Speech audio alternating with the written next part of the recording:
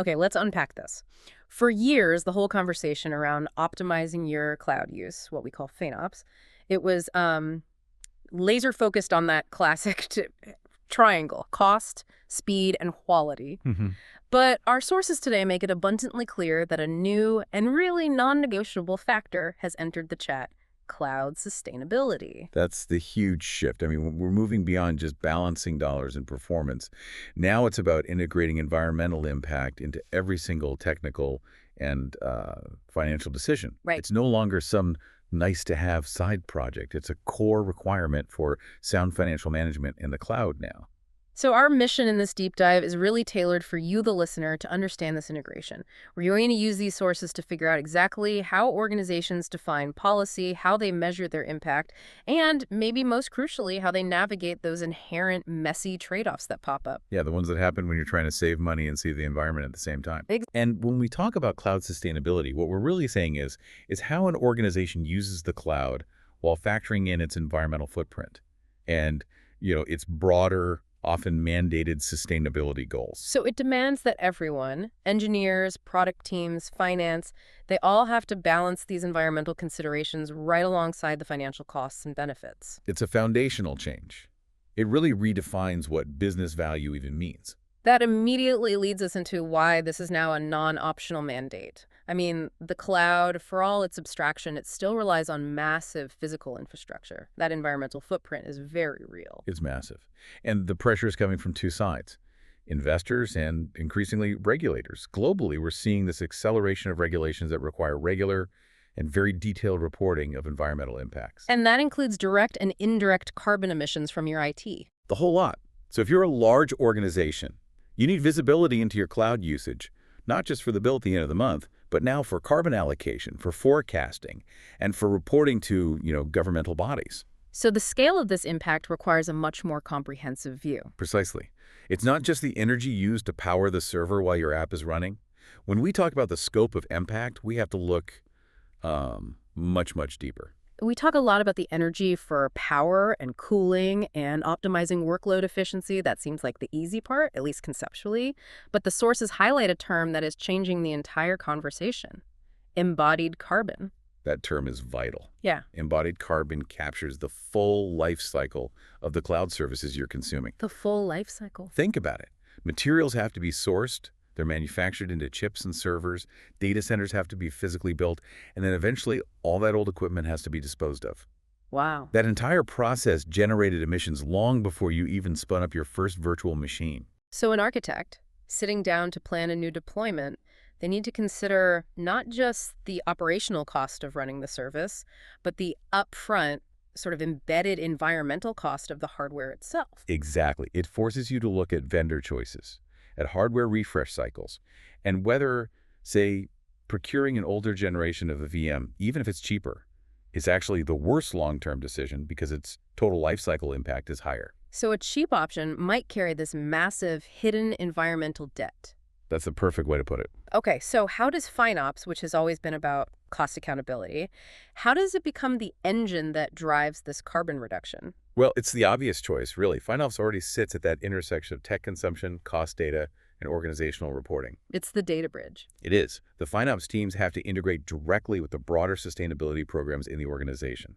They have to start incorporating this carbon data right alongside financial data to really understand the total consumption and, crucially, to quantify total business value, which now includes environmental value.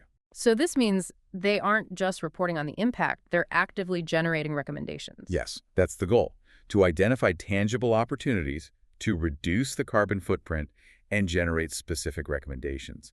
And those can be evaluated right alongside the traditional financial or operational benefits. So if you're already recommending right-sizing a server to save a few dollars, You must now simultaneously quantify how many kilograms of CO2e that action will also save. It just ensures that environmental optimizations are treated with the same rigor as financial ones.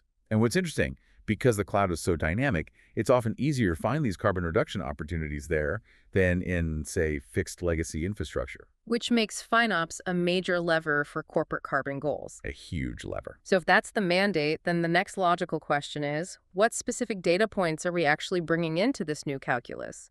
Because, you can't manage what you can't measure. Right. And this new capability, it demands considering all measurable environmental impacts. The sources list a few key metrics we need to know. The big one, the unified measurement, is CO2e carbon dioxide equivalent. And that's measured in specific units like metric tons or kilograms, hmm MTCO2e and KGCO2e, but the impact goes beyond just carbon, right? Absolutely. Organizations are now tracking and reporting on water usage, liters of H2O consumed or cubic meters of water. Data centers are enormous consumers of water, mostly for cooling. I hadn't even thought of that. And we also track the direct energy use, measured in megawatt hours and kilowatt hours of electricity. These metrics are really the bedrock of any serious sustainability report. And just for context, the sources briefly touch on the larger frameworks this all feeds into. ESG, which is environmental, social, and governance criteria, and GHG, greenhouse gases, which is the umbrella term for CO2, methane, all of it. Yeah, and the challenge for the FinOps practitioner is that all this data has to be ingested from multiple cloud providers. It has to be normalized so that finance and leadership get a single, actionable view.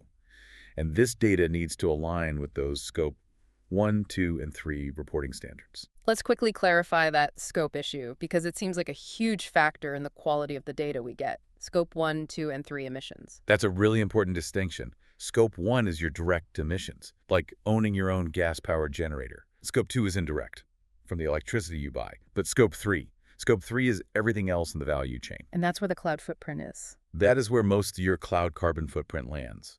Since Scope 3 is your cloud provider's upstream activities, their data center construction, their supply chain, you're entirely reliant on the vendor for that data. And that reliance is why data quality is so inherently challenging here. Okay, that moves us neatly to the real sticking point. Here's where it gets really interesting, because once you start measuring both cost and carbon, you realize they don't always line up. We're in the core conflict, the balancing act. This is the operational reality of FinOps today.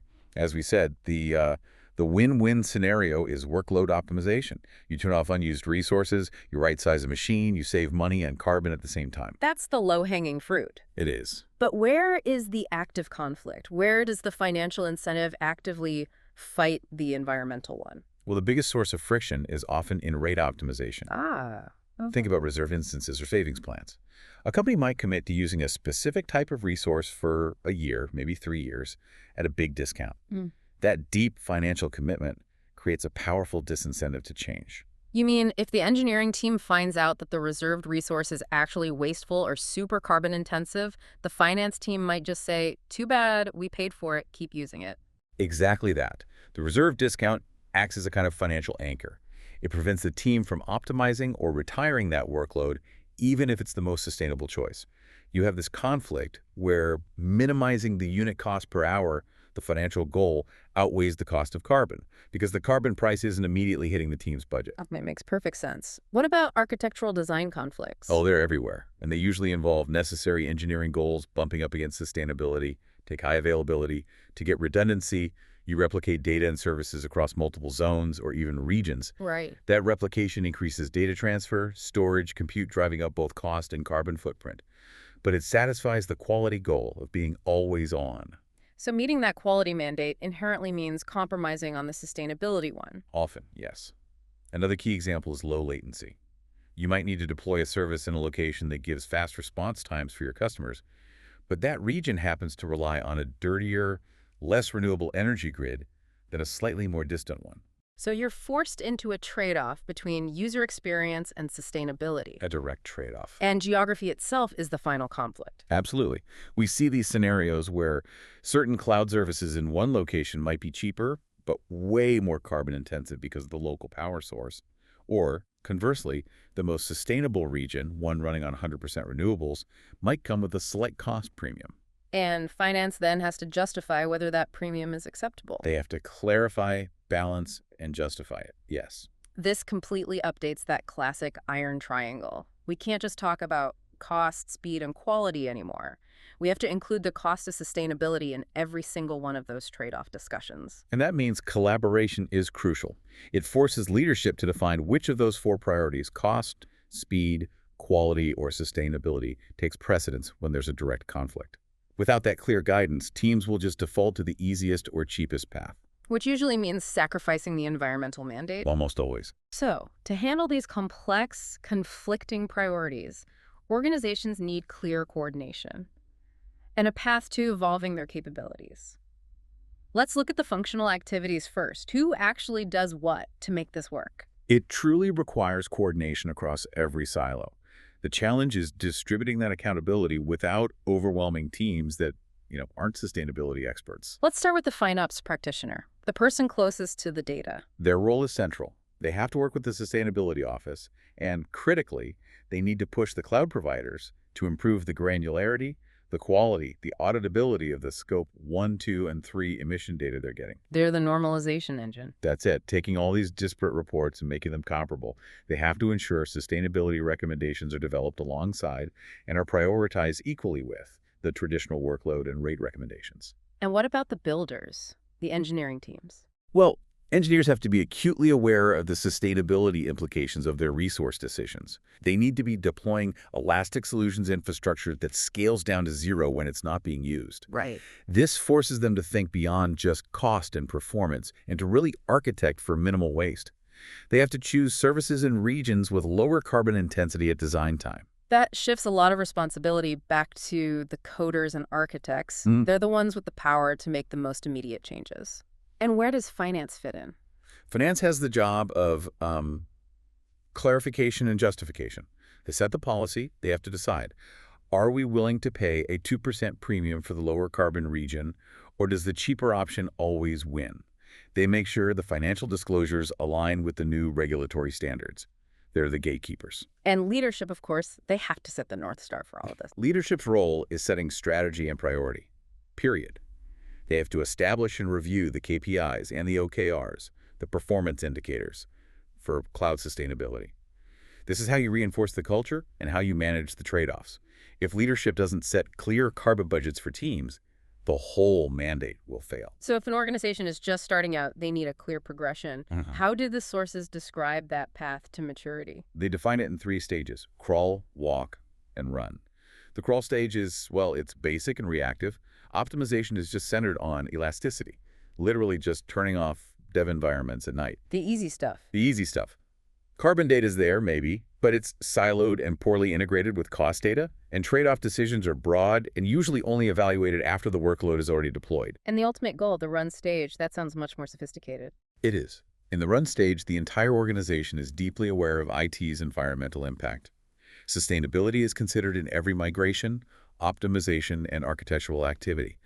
Workloads are architected with sustainability in mind from day one. And crucially, teams use predictive data to consider where to run workloads before deployment. So they're choosing the greenest available region that still meets the technical requirements. Exactly. And the reporting is normalized across all cloud providers. It's fully integrated with cost data and is allocated down to the individual business unit. That deep integration of sustainability reports alongside financial data seems to be the ultimate measure of success then. Absolutely. Success means sustainability reports are visible to all impacted teams, right alongside their cost data. It means clear targets.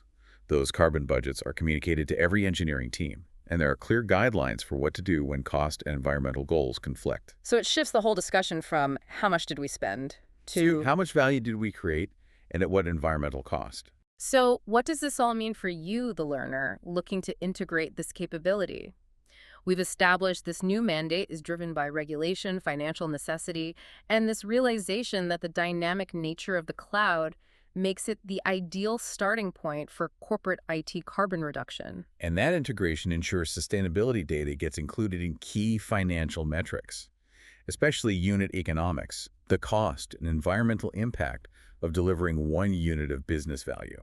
That's what makes sustainability tangible to business stakeholders. But you mentioned earlier that the biggest challenge is still the quality of the data we get from the vendors. It remains the critical challenge. Yeah. Cloud sustainability data will vary widely in scope, in granularity, and quality across different providers, Right. especially when you're talking about Scope 3 emissions. FinOps teams need to work to normalize this data, but we have to avoid one trap: Which is, analysis paralysis. wait, but isn't waiting for the best data the most responsible approach before you make major architectural changes? You think so, but the sources are very clear on this. Architectural, efficiency, and rate optimization decisions will continue to be made without sustainability input if teams only focus on achieving perfect data quality. Because the decision makers, the engineers, they're just moving too fast to wait for audit quality carbon data. Exactly. So the key takeaway here is don't let the perfect data be the enemy of good, directionally correct action. That's the entire strategy. The primary goal has to be to use whatever data is available today, even if it's incomplete or less granular than we'd like, to make recommendations that are at least directionally correct regarding sustainable use. If we hold out for perfect, validated, audited data, we will miss every opportunity to reduce carbon over the next 5 years. That raises a really important question for you, the learner, that builds directly on this core challenge. In your own field, whether that's marketing, product development, core engineering, where is the pursuit of data perfection currently hindering you from making directionally correct decisions right now? Think about where you're waiting for the ideal input and what small, imperfect, but beneficial action you could take today that points your organization in the right direction.